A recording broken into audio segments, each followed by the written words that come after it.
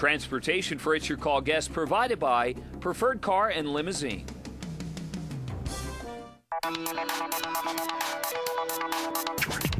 I don't think he's had very much success recently with his party, so I think he kind of weighed his options and decided, you know, let's see what the Democrats have going on now. It's the nastiest thing a politician could ever do.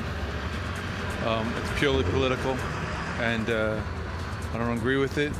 And, you know, Republicans need to step it up, not change parties. I think it's a sign of the changing of our guard. It's old, and it's dying, and it's obsolete. I don't think the GOP is the party of yesterday, but I just think that Specter probably realizes that he needs to get elected, and to do so needs to change parties. Republicans seem to go too conservative, I would say, for, 2009.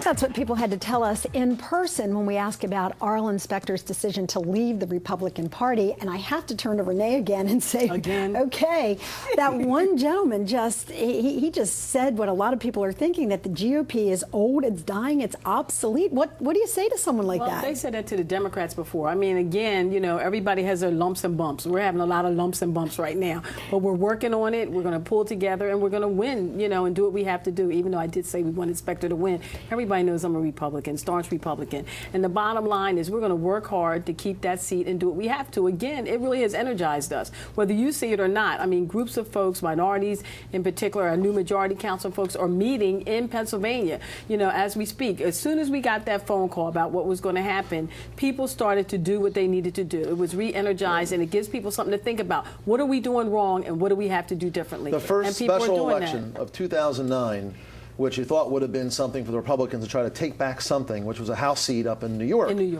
it was a major loss. And in a Republican-leaning district demographically.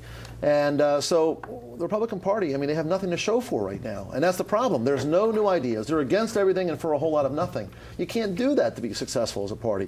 The Democratic Party, whether you agree with them or not, and we are a party of inclusion. We are a party of inclusion. You're more than welcome to come back aboard, Renee. But We'd love to have you. I was never there, and I don't want to be there because your policies are not You're where halfway I in the am. door. You know Come what on, I mean? let's go all the way in. You know what? Arlen did start out as a Republican. Then he found out we need to be. Let's be clear. To me, Arlen did it for personal reasons. He knew that he started out as a Democrat. He started out as a Democrat. He is a fighter, but let me be clear. What he did was absolutely, he knew how to work it. He strategically made a move that he needed to do. He was not going to win, whether it was Toomey or whatever. People were so upset. He's going to win. Let's be clear. No, he wasn't going to win on the Republican side. Doesn't matter. He's going to win. The win's a win. He was not going to win. That's why he wasn't switched over. Why wasn't he going to win against Pat Toomey? Because he saw exactly what happened in other races. Chafee, and there a couple of others. He actually listed them in the press conference and said, Club for Growth, a very right-wing Republican interest group, comes into these races, spends a lot of money, and they hurt the Republican candidate. They build a Republican candidate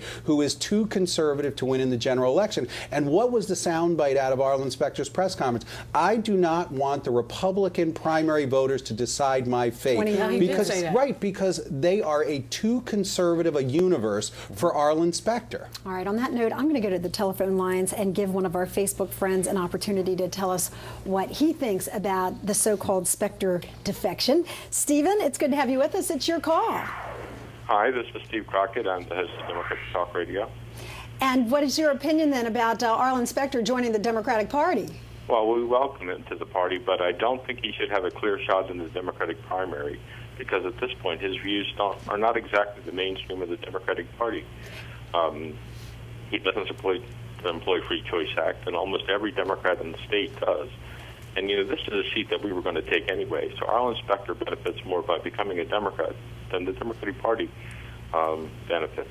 It's interesting that we'd hear from a Democrat saying, wait a minute, everyone's not embracing him with open arms because there are quite clearly some issues on which he sides with the Republicans. The euphoria will die down. And what this caller says is quite correct. If Democrats assumed that they would win this seat anyhow, why shouldn't the pure ideological Democrat want a pro-choice, anti-gun, pro-union, pro-environment Democrat in the seat? If that's why wouldn't they want to check off all the litmus test issues for the Democrat and get that Democrat in the seat? So, Stephen, let me go back to you and get reaction to that. Who might be a good Democratic candidate to take on someone who has the popularity of Arlen Specter? Oh, I think Congressman Sestak or Congressman Pat Murphy or Jack Wagner. Both too conservative. They're not going to risk their seat. No. They're not going to risk their seat. That's true. More importantly, not going to risk their own seat. Let's back up for 1 second here. Barack Obama is the president of the United States. He's a leader of the Democratic Party. I don't think a lot of Democrats are going to stand up to the president and say, you know what, I'm not going to support your guy, Arlen Specter. I'm going to, who's going to do that? Who's going to stand up to the president and tell him no? It's not going to be a member of Congress. It'll be somebody who comes out of an interest group. I agree. Who decides that they are going to raise left interest money into a race against Arlen Specter. All right, Stephen, thanks very much. I appreciate your call. Thank you. All right, we got some other comments from Facebook I want to share with you as well. One is from Mike. He says, this whole decision says more about Arlen Specter to him than anything else. He says, I liked him as a maverick, but I wasn't so fond of him as someone who was switching parties because it feels like a desperation move to keep his seat. Maybe it's time for him to move on. And Stephen says, it's the best thing that could ever happen. Well, welcome, Arlen. It's interesting that, Danny, that it's not, it's not a done deal that everyone is going to say this is the greatest thing that ever happened. He's still going to have to convince a lot of Democrats that he can represent them like he's been representing Republicans for the last 29 years. Sure, I think once the party's over, there are going to be people that are concerned that ultimately he is centrist. I mean, he's very centrist. He may fall on certain issues that Democrats don't like at all, but for now, it certainly is a victory. You use the term centrist. I have an idea. I think we need to have a third party in this country for people who believe a little bit from the right and a little bit from the left and just run down the middle of the road. Ken, we're going to be out of time in just a second. Bull Moose Party. I'll run for it. Okay. You use the term a moderate GOP. Is that an oxymoron in this day and age? I think that's the battle that's got to be fought right now. And if Renee is right, there will be a moderate GOP uprising coming out of the southeastern Pennsylvania that will take out Pat Toomey. We'll take out Pat Toomey and we'll redirect the GOP in Pennsylvania and then for the rest of the country. It starts with Renee Moore. Are we going to see other people following suit?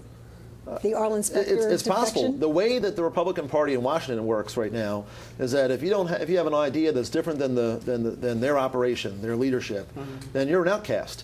And that's what Arlen Specter did, and that's what Olympia Snowe was finding out. Christy Whitman wrote an op-ed, and all of a sudden she's being attacked as well. A lot of other prominent Republicans. The governor of Utah was just denied access to an event in Michigan by the Republican Party because you're not conservative enough. I mean, that's ridiculous. That's all the time we're going to have for this topic, but very quickly, as I say thank you, will he become a junior senator from Pennsylvania after 29 years if he wins on the Democratic side? Arlen Specter knows what to do. No. All right, on that note, Danny Savalas, Renee Moore, great to have you back with us. And Ken Smither and Steve Askew, thank you for being here. And you can always email me at tcn_IYC@cable.comcast.com.